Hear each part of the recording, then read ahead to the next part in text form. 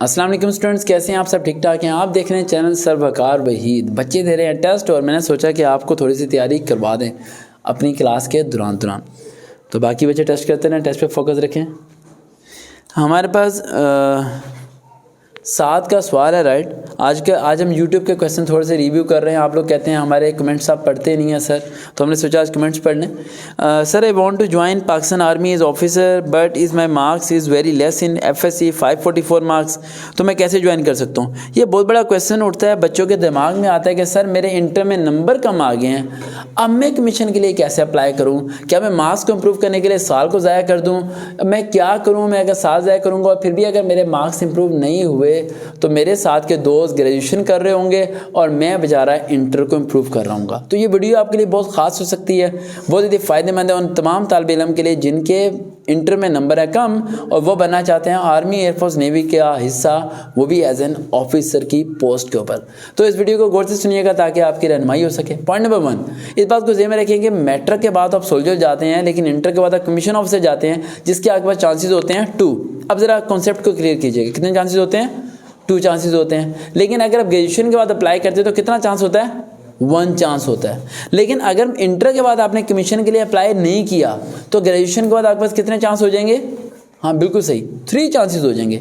यानी इंटर में अगर आपके 60% मार्क्स नहीं हैं तो आपको चाहिए कि ग्रेजुएशन के अंदर आप 60% मार्क्स ले लें और देन आप अप्लाई कर सकेंगे पाकिस्तान आर्मी के अंदर एज ए कमीशन ऑफिसर। आपकी एज भी रिलैक्सेशन मिल जाएगी 1-2 साल और आप उसमें अप्लाई कर सकेंगे और 3 चांसेस को अवेल कर सकेंगे। तो पहला तो साथ आपका ये प्रॉब्लम सॉल्व हो गई, राइट, कि आपके अगर इंटर में कम नंबर हैं तो कोई मसला नहीं है बेटा।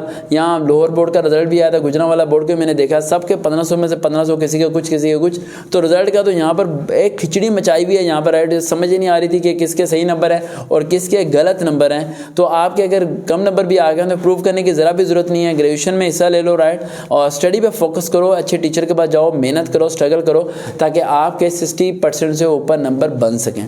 ठीक है, 60% से ऊपर नंबर बनेंगे तो फिर ही जाके आप इस चांस को आप वेल कर सकोगे, आर्मी कमीशन अप्लाई कर पाओगे। या फिर एयरफोर्स नेवी के अंदर भी अगर अप्लाई करना चाहते हो तो वहाँ भी अप्लाई कर सकते हो अगर आपके 65% से ऊपर मार्क्स चले जाते हैं। तो पहली तो इस नाउमीदी को आप दिलो दिमाग से निकाल दें कि इंटर में अगर अच्छे नंबर नहीं आए तो चांसेस ही खत्म हो गए, चांसेस हज़ारों मिल जाएंगे।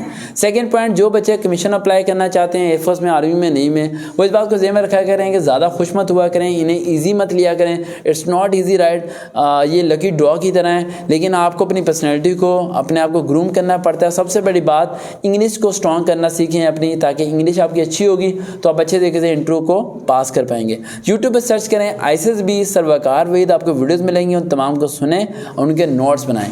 आप यूट्यूब पर सर्च करें फोर्सेस सर वकार वहीद, तो आपको बेइंतहा वीडियोज़ मिलेंगी, उन तमाम को सुने और फॉलो करें।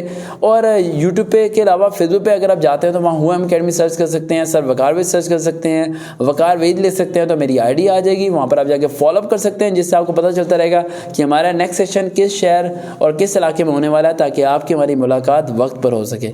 देखते हैं चैनल सर वकार वहीद, दोबारा मुलाकात होगी। अल्लाह हाफिज़।